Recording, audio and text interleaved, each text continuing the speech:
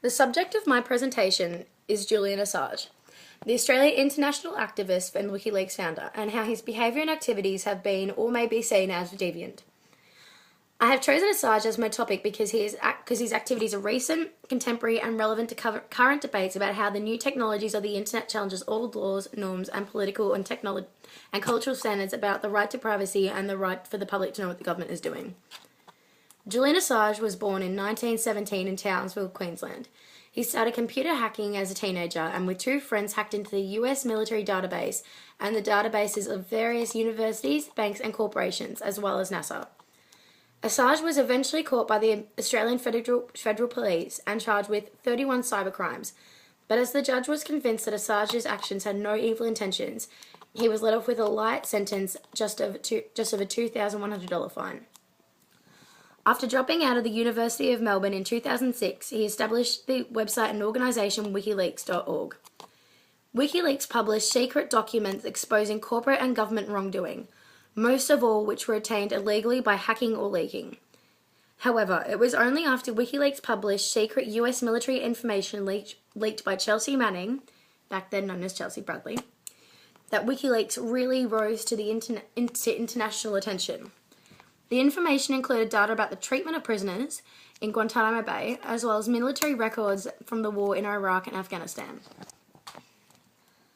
This information exposed what could potentially be war crimes committed by American soldiers in the Middle East. In April 2010, Assange published a video on WikiLeaks which showed American soldiers shooting civilians and journalists from helicopters in Iraq. The video attracted a lot of public attention and enraged American governments and military leaders. Assange also published the leaked Afghan war logs, which revealed information about the war in Afghanistan, which had previously been kept secret from the public. This information included that American troops had killed hundreds of Afghan civilians in incidents which they had tried to keep secret. The leaked Afghan war logs also revealed that American mercenaries had paid and funded a Bakar-Bazi party for their Afghan allies, a traditional northern Afghan practice in which pubescent men or teenage boys are sexually molested for men's entertainment. The leaked Guantanamo Bay files reveal that about 115 innocent people had been held in Guantanamo Bay for years without charge, including boys as young as 14. The result of Julian Assange's WikiLeaks activity was that the US government wanted to persecute Assange under the US Act. Different reports suggested that the CIA and other American agencies are pursuing WikiLeaks and Julian Assange as part of a criminal case. To give an example of what Assange may be afraid of, in 2013, Chelsea Manning was sentenced to 35 years in prison for her role in leaking the US military leaks to WikiLeaks. Various American politicians have also called for Julian Assange to be executed. Currently, Assange lives in the Ecuadorian embassy in London, where he hides in fear that if he leaves, police will send him to Sweden, where he faces charges for rape. Assange flatly denies the rape charges and claims the rape charges are just a cover to allow Sweden to send him immediately to the USA for him to be prosecuted by the American authorities. Why is Assange a deviant? For starters, the right to personal privacy is deeply held in social norm in Western societies like Australia and America. The right to privacy for both individuals, corporations and governments is protected by the state and federal law. Assange didn't just invade the privacy of ordinary people, he invaded the privacy of major institutions in society. Computer hacking is still a crime and viewed by most people as immoral. Many conservative members of society are also have a very respectful view of the government and military and believe that they should not be the subject of such invasions of privacy, including for security reasons. Assange's deviance therefore lies in his willingness to violate the privacy of individuals, corporations and governments, violating the right to privacy that, in our culture, we consider to be such an important right. He therefore breaks culture and social mores on a very large and sophisticated scale, including breaking the law by his hacking activity.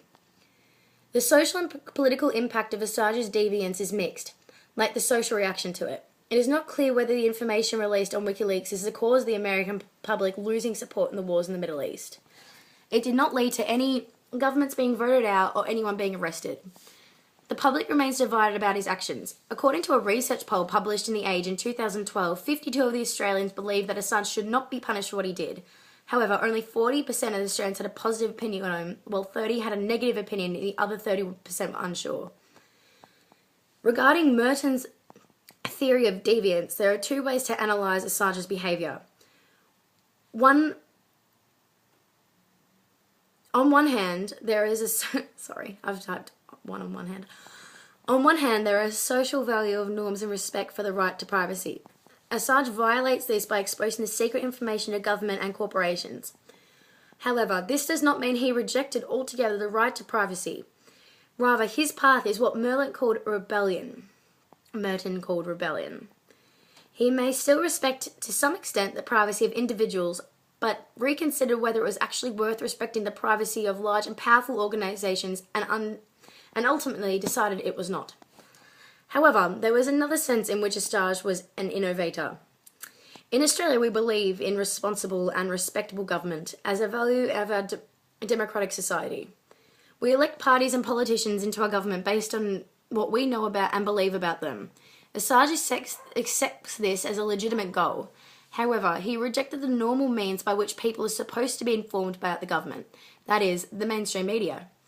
He innovated, creating his own source for the public to get information, WikiLeaks. In this sense, he is an innovator. In any case, he neither conformed, ritualised, or retreated. He rebelled and innovated. I believe that ultimately what Assange did was a good thing.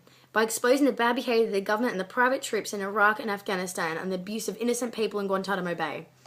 These may be secrets, but they are still the public's right to know. Because in the end, it is the public who has decided whether our governments are doing a good job or should be voted out. If we don't have access to this information, how are we supposed to make an informed choice? It might be devastating for the government's image, but it is important that we know the truth. Thank you.